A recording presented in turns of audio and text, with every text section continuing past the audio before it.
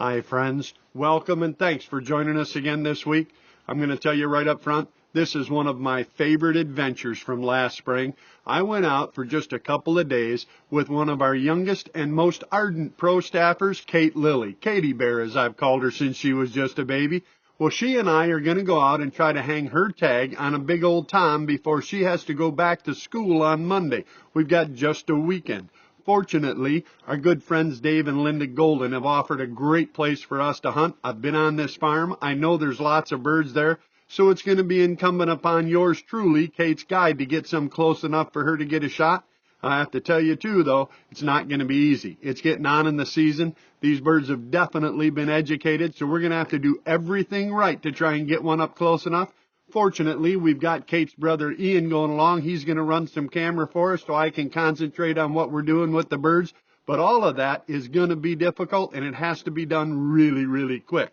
I do believe, though, if we get some weather, Kate's going to get her chance. I actually think it's going to be harder getting her up at 4 in the morning to get out there than it will be to get a shot at a turkey. Hey, I'm your host, Kyle Randall. This is my Wilderness Journal, and we're headed out to the turkey woods looking for a Katy bird right now. Long before sunrise, we were set up, and as the light gathered, we could first see just our single decoy bobbing out there in the breeze, and then, as it got brighter still, we could see the whole field. But it wasn't till well after daylight that we heard our first bird. Somewhere over the hill, at least one tom was sounding off, and then we saw one coming. A hen, that is.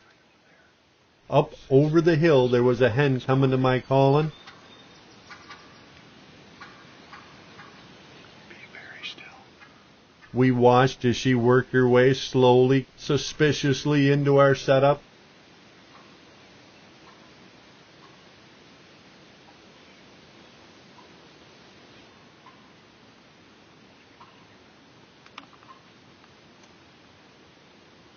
I had every reason to believe, with all the toms we could hear making racket just out of sight, certainly one of them would sooner or later follow her over the hill and into our setup.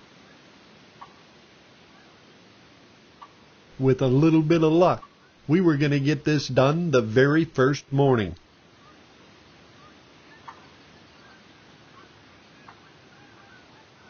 That old hen turned circles yakking at our decoy, trying to get it to respond to her, and I kept thinking this is the perfect setup. She kept talking, we kept watching, and then finally she just walked off alone. No tom ever did show up.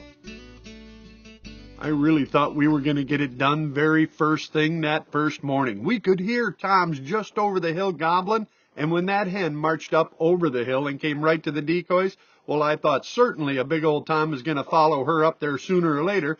Yeah, right up until it didn't happen. Still, we had lots of time.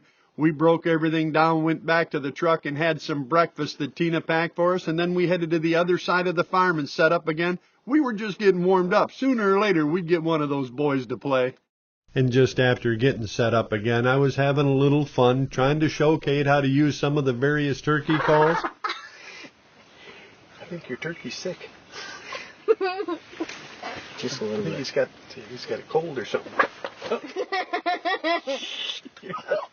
There's no laughing in turkey. What'd you do, break your turkey's neck?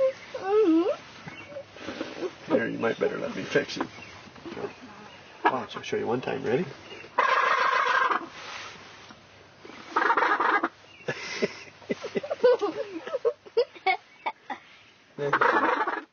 We were having some fun, to be sure, and you should remember, especially when you're hunting with young people, it's supposed to be fun.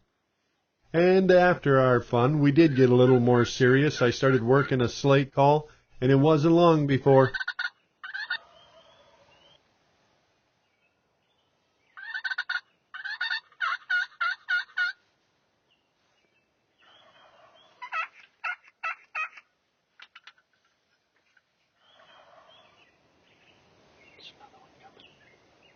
Somewhere out across the field, we could hear several toms responding to Katie and I's calls.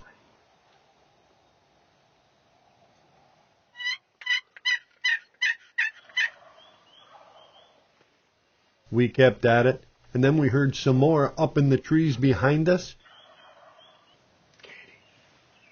And then finally, two big toms were coming down the edge of the cut corn. See him coming over there.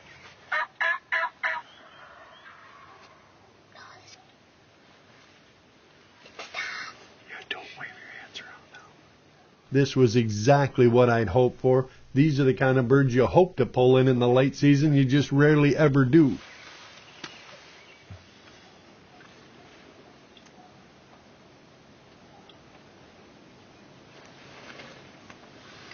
Yeah, don't be moving your hands around either. Katie, get your gun. Get your gun.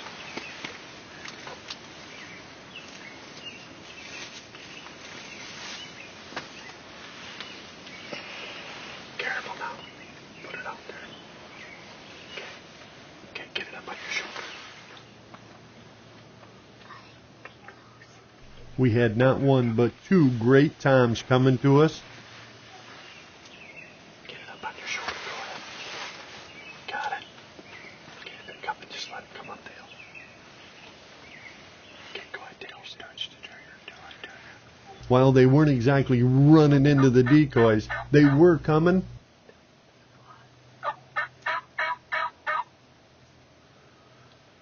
Katie needed to keep her cool, and I needed to keep coaxing. Got it. Okay, they're coming. Just let them come up the hill.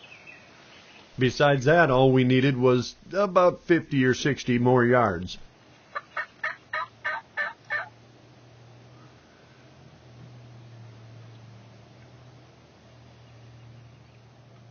We coaxed these birds a little more, and we definitely had their attention. We sat there, motionless, and then finally, they were coming.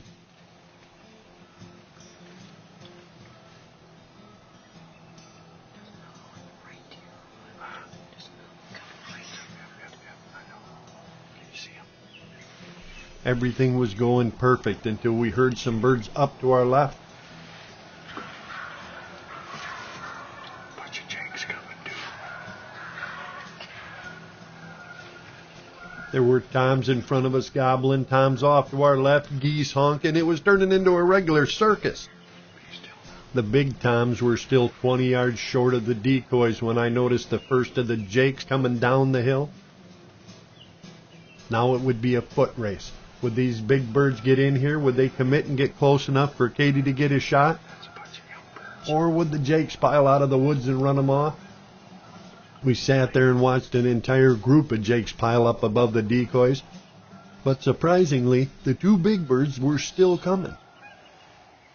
Okay, go ahead, take your safety off, but don't touch the trigger. There you go. Don't touch the trigger. We might just get a shot at one of those big boys yet. And either way, big bird or jake, I was fairly certain Kate was going to take a run at it no matter what bird got out in front of her. The birds were close enough, but Kate's chair had her sitting a little too low. She still needed them to come up out of the corn stubble a little further.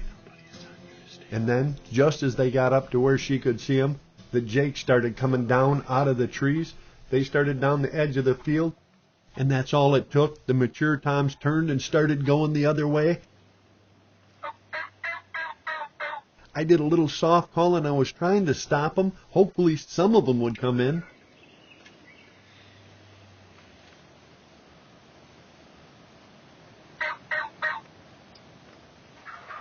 And then the whole bunch just walked off back down the field. All of those toms and no shot. I think they saw your cameraman. Talk to him. Sorry, Katie. Thanks, buddy. Sorry. Oh, well, maybe we'll call him back. I didn't really think Ian had spooked those birds. I was fairly certain that when those jakes showed up on the other side of the decoys, those big toms, who had probably been pestered and mobbed by him a few times, decided, it just ain't worth it. We're leaving, and that's exactly what happened.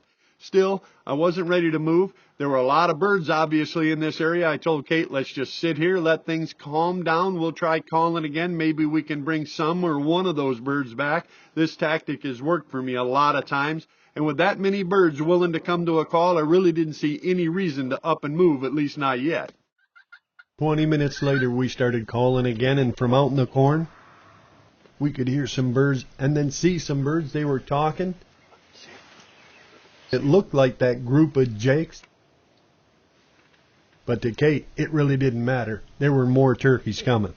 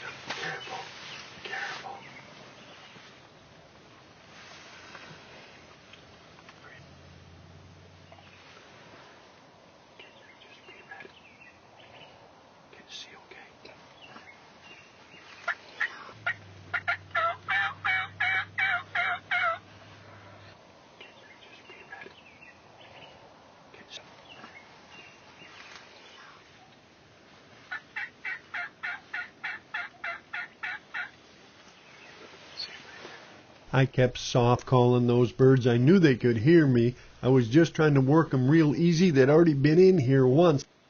But even soft calling didn't seem to be helping. I decided to try something completely different. I grabbed a gobble call. That definitely got their attention.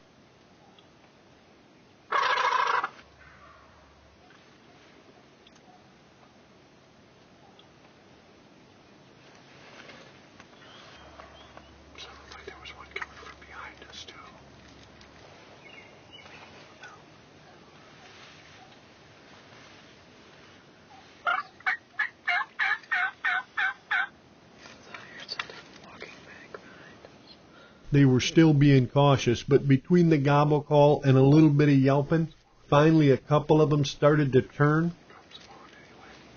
Come on, bird. Don't be moving. You just wait, watch, wait. Can you see okay?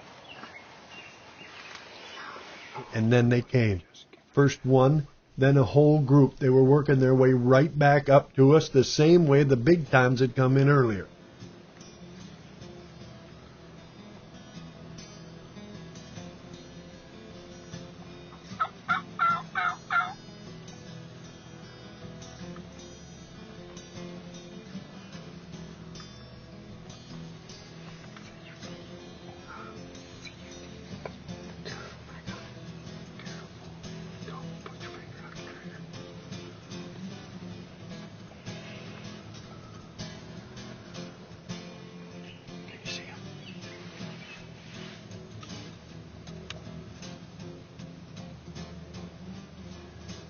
They'd made it about halfway back.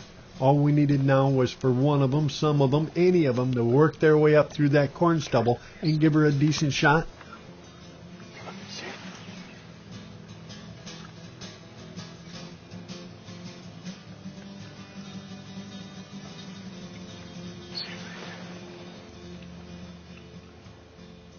We were almost home. Just a couple of more steps. Just clear that stubble a little bit, and then it'd be on Kate. We just needed one bird, any bird, to get out past that end. Don't shoot, honey. Don't so she could get a chance. They gotta split up. They're walking right at the decoy. Here they come. The birds had finally made it, but they were all piled up, all within 2 or 3 feet of each other. If Kate pulled the trigger now, we'd have turkey soup. All she could do was wait and hope. She needed them to separate at least a little bit. That 410's got a really tight pattern, but she still needed at least a couple of feet. Get ready. Can you see him? Yes, okay. Wait, hand her on him. Yeah, okay. Shoot the very first one. Shoot one of them.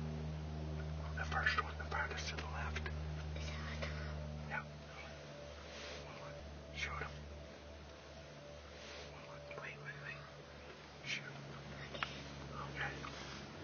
Shoot, go ahead. Can you see one? Shoot. Yeah. The one on the right. Can you see him?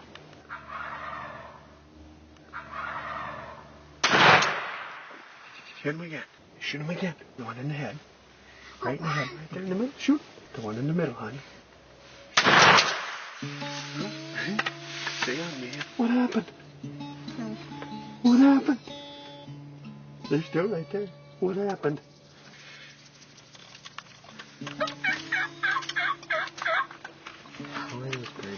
I think we... Surprisingly, even after 2 shots, those jakes didn't run off. They just sort of milled around over by the fence.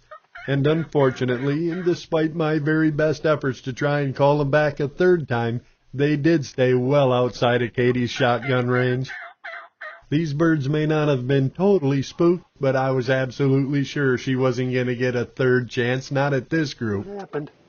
You missed. I missed. Not. Look here.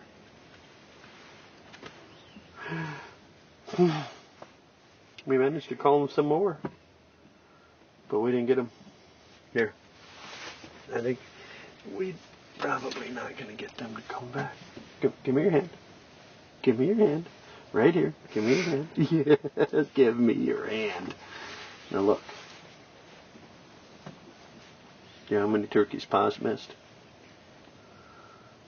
Dozens. That's just your first 2. We'll get another chance, okay? Maybe the camera guy won't scare him. Maybe we won't miss him. Maybe we will. But you know what? That's exciting. Wasn't it? Tell me the truth. It was exciting right up until you missed? Yeah, that's okay. We'll get another chance. Do you see some more? What do you see?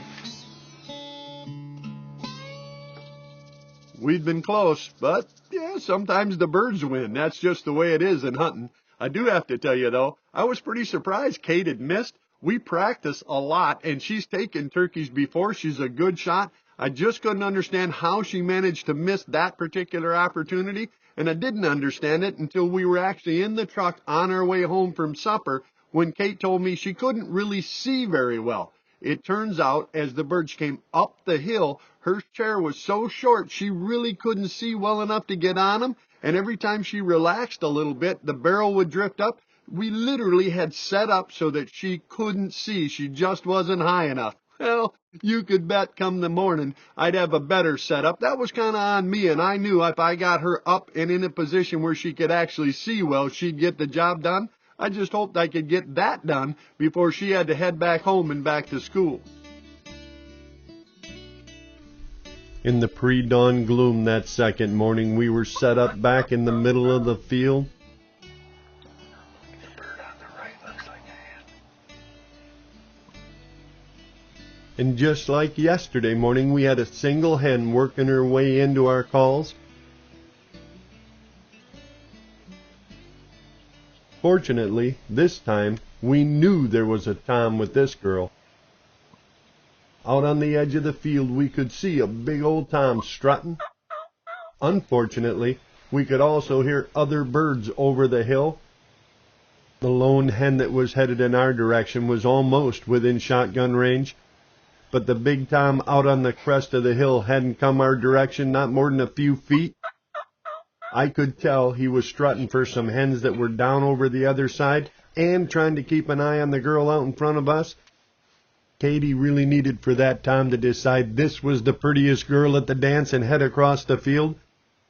Unfortunately, it looked like he was still heading the other way, and I was about to actually give up when I noticed a couple of jakes coming out of the woods.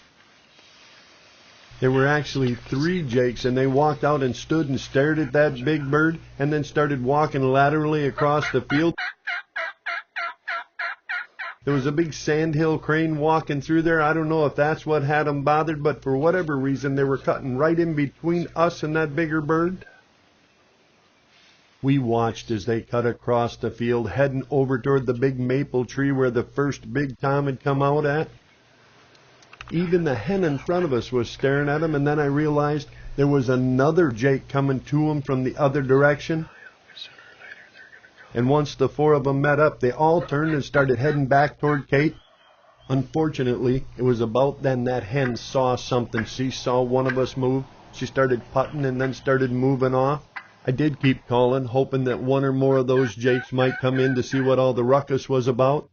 But when they turned and started heading off across the field, I knew Kate's hunt was over. That, my friends, is hunting for all of us. We don't always win. We don't always get the bird, the buck, the bass, whatever. It's the truth of the outdoors. It's not a game. It's a real-world effort to put your hands on your food, and it's an emotional roller coaster because of that. It has the highest highs, the lowest lows, and the excitement and the thrill and the awe and the little bit of remorse that you feel when you do succeed is all part and parcel of those disappointments leading up to that success. You can rest assured Kate and I will be back out there giving it another go, and she will certainly get more chances. And speaking of chances, I should tell you, if you have a young person, 11 to 15, that hasn't yet had hunter safety or bow hunter safety, there's a great camp out there, Camp Wilderness, that offers this in a camp setting where the kids get so much more than you can get in a classroom. There's outdoor classes, everything and anything they're going to need to know, shot placement and blood trailing and tree stand safety, all of the things they're going to need to know and more. campwilderness.org on the web. You can get all the particulars. We have sent every one of our young people there, and we're going to continue to do so. Thanks again for joining us this week. And friends, I truly do hope we run into you out there. I hope your young people are with you, chasing a big old thunder chicken or maybe wetting a line, whatever it is. Get them out of the digital into the real world. Show them the excitement and the challenge and the joy and the disappointment, all the lessons that putting your hands on your food can teach. And you know, if we do run into you out there, well, we're going to stop and share that cup and a fire. And if we don't see you out there, friends, we'll be waiting for you right back here so we can share another adventure from my Wilderness Journal.